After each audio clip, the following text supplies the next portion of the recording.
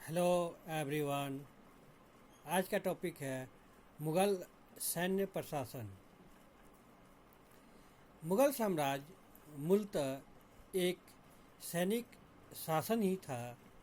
अपनी इस विशेषताओं को इसने प्रारंभ से लेकर अंत तक बनाए रखा।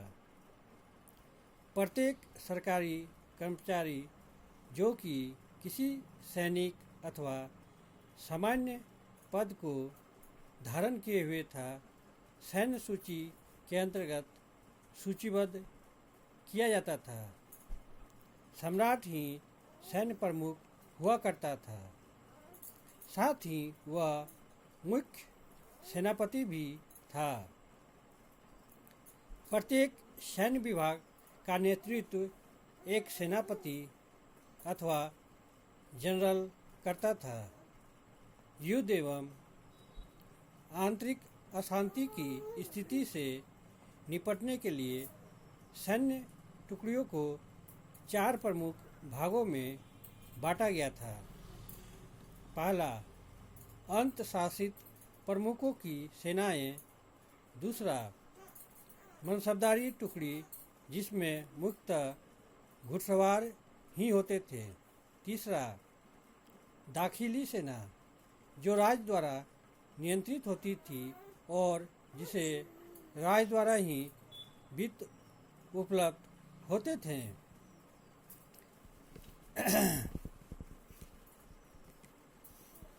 ये सैनिक भी मनसबदारों के अंतर्गत ही नियुक्त किए जाते थे। चौथा, अहदी सेना। अहदी सैनिक वैसे सैनिक जो बादशाह की व्यक्तिगत सेवा में थे। मुगल घुड़सवार एशिया में प्रसिद्ध माना जाता था। औरंगजेब के समय तोपखाना सबसे सशक्त माना जाता था। आईन अकबरी से ज्ञात होता है कि बंगाल की खाड़ी में पुर्तगालियों के दमन के लिए नाविक बेड़े भी रखे जाते थे। प्याद गानो पैदल सैनिकों को कहा जाता था। इन्हें विशेष कार्य के लिए नियुक्त किया जाता था। मुगल सेना 5 भागों में विभक्त था। पहला, पैदल सेना। इसकी संख्या सर्वाधिक थी, परंतु महत्व की दृष्टि से ये सैनिक सबसे कम महत्व का होता था। यह 2 प्रकार का होता था। आसाम, पहला आसाम, दूसरा शेबंदी। शेबंदी सैनिक बेकार लोगों में से भर्ती किए जाते थे और प्रायः मालगुजारी वसूल करने में सहायता देते थे। दूसरा, घुड़सवार सेना। घुड़सवार सैनिक 2 प्रकार के होते थे। पहला, बरगीर। इसको साजो सामान सरकार द्वारा मिलता था।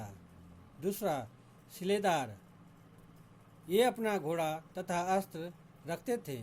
इसको पहले की तुलना में ज़्यादा वेतन मिलता था। अब देखते हैं तीसरा, तोपखाना।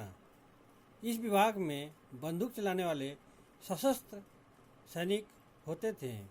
ये मीर आतिश अथवा तोपखाने के दरोगा की अधीनता में कार्य करते थे।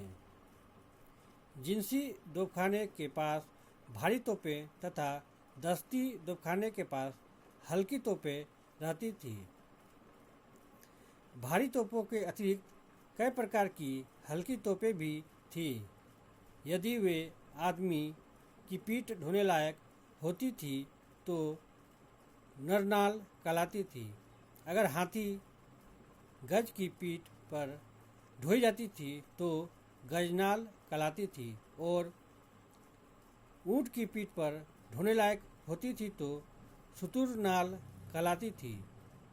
अकबर के काल में फतुल्ला सिराजी ने बहुमुखी तोपों का विकास किया। औरंगजेब के सबसे बड़े जहाज गज सवाई में 80 तोपें तथा 400 बंदूकें थी। चौथा, हाथी सेना। पांचवा, जल सेना। मुगल अपनी निजी जल सेना नहीं रखते थे। उन्होंने पश्चिमी समुद्र तट की रक्षा का भार अबिसिनियों तथा जंजीरा के सिद्धियों को सौंप रखा था, किंतु पूर्वी बंगाल की सरकार के अधीन अनेक नावों का बेड़ा रहता था। इन नावों पर तोप चढ़ा होता था। बड़े तोपों का निर्माण बंगाल, कश्मीर तथा सिंध में होता था।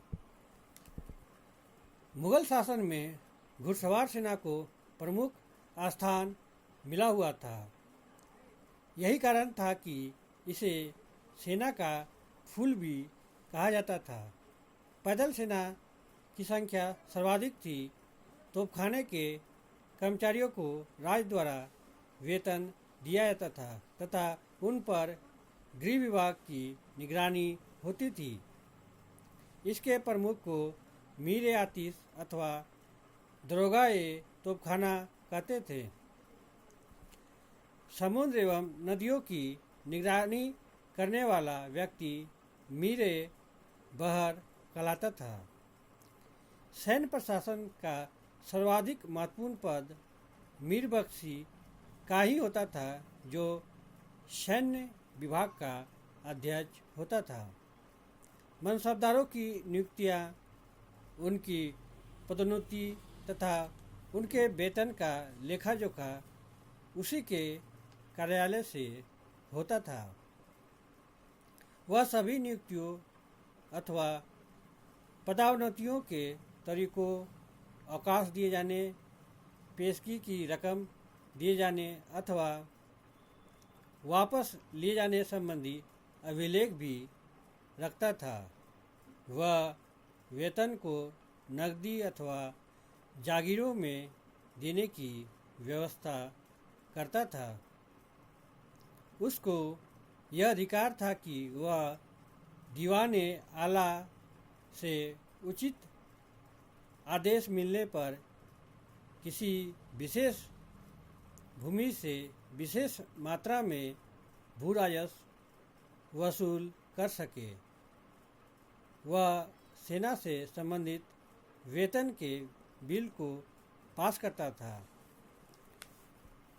युद्ध क्षेत्र में वह सम्राट का मुख्य फौजी सलाहकार होता था। सभी प्रांतों में एक प्रांतीय बख्शी होता था और उसके विभाग का एक प्रतिनिधि भी होता था, जो हर अभियान में उसके साथ होता था। बख्शी के नीचे एक तोपखाना का अधीक्षक होता था तथा युद्ध नौकाओं एवं हाथियों के अधीक्षक होते थे, जो कि युद्ध के इन विभिन्न भावों की अध्यक्षता करते थे। अकबर द्वारा संगठित मुगल सेना वास्तव में एक विशाल आक्रमणकारी सेना थी, जिसने भारत के कई युद्ध क्षेत्रों में अपना सिक्का जमाया। इससे प्रभावित होकर कुछ राजपूत राजाओं ने भी अपनी सेनाओं में अकबर जैसी व्यवस्था लानी चाहिए। निसंदेह अकबर की सैन्य व्यवस्था रियासतों के राजाओं की सैन्य व्यवस्था से काफ़ी उन्नत अवस्था में था। अकबर ने अपनी सेना में कई प्रभावी एवं दूरगामी सुधार किए थे। दाग और चेहरा प्रथा द्वारा यह निश्चित हो जाता था कि युद्ध के समय एकत्रित हुए घोड़े तथा सैनिक वही हैं जो राज द्वारा पूर्ण रूप से प्रशिक्षित हैं। सेना में सेनापतियों का नायक पद होने से सेना का नायक चुनना सरल था। यह नायक पर निर्भर करता था कि वह अपनी योग्यता से अपने साथियों को उपयुक्त शौर्य एवं पराक्रम दिखाने के लिए प्रोत्साहित करे।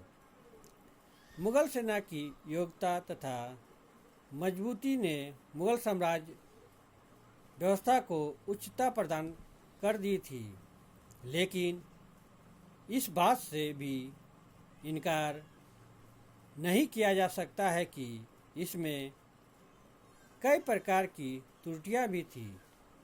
पहली बात तो यह है कि मुगल सेना कभी भी एक समन्वित एकीकृत सेना नहीं रही, क्योंकि इसमें विभिन्न जातियों, वर्गों एवं संप्रदायों के लोग शामिल थे। मुगलों ने पर्याप्त तथा आत्मनिर्भर अस्थायी सेना की व्यवस्था पर विशेष ध्यान नहीं दिया था। युद्ध अथवा अशांति की स्थिति में मनसबदारों एवं जागीरदारों को अपनी सेना के साथ उपस्थित होना पड़ता था।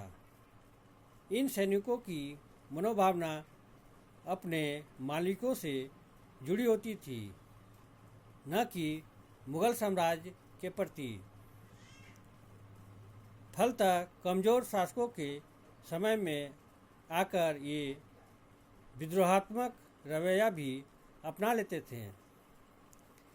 एक सबसे बड़ी व्यवस्थाजन्य दोष यह थी कि सक्रिय सेवा में कार्यरत लोगों के ऊपर नियुक्त हुए पदाधिकारी का अनुपात काफ़ी कम रखा गया था। यद्यपि मुगल सेना संख्यात्मक दृष्टि से विशाल थी, परंतु पैदल सेना एक तरह से निरर्थक ही हो चली थी। सबसे बड़ी कमी तो यह थी कि मुगलों के पास कोई समुद्री बेड़ा नहीं था और न उन्होंने कभी इस ओर ध्यान ही दिया। यूरोपियन जहाज अरब सागर में जब कभी समुद्री डाका डालते थे तो मुगल सेना उसका प्रतिरोध नहीं कर पाती थी। चटगांव के अंग्रेज डाकुओं ने मुगल सेना को बंगाल की खाड़ी में जबरदस्त शिकस्त दी थी। मुगल सेना की देखरेख के लिए कोई अधिकृत संस्था नहीं थी और आवागमन की सुविधा नाम मात्र की ही थी। सेना को स्वयं आने जाने की व्यवस्था करनी पड़ती थी। इन सभी कमजोरियों ने औरंगजेब की सत्ता समाप्ति के बाद मुगल साम्राज्य के पतन को नज़दीक लाने में अहम भूमिका निभाई। इन्हीं शब्दों के साथ मैं इस टॉपिक को यहीं विराम देता हूँ। अगर आप लोग को इस टॉपिक से संबंधित कोई भी प्रश्न पूछना हो तो आप कमेंट बॉक्स में जाके अपना प्रश्न पूछ सकते हैं। Thank you. जय हिंद।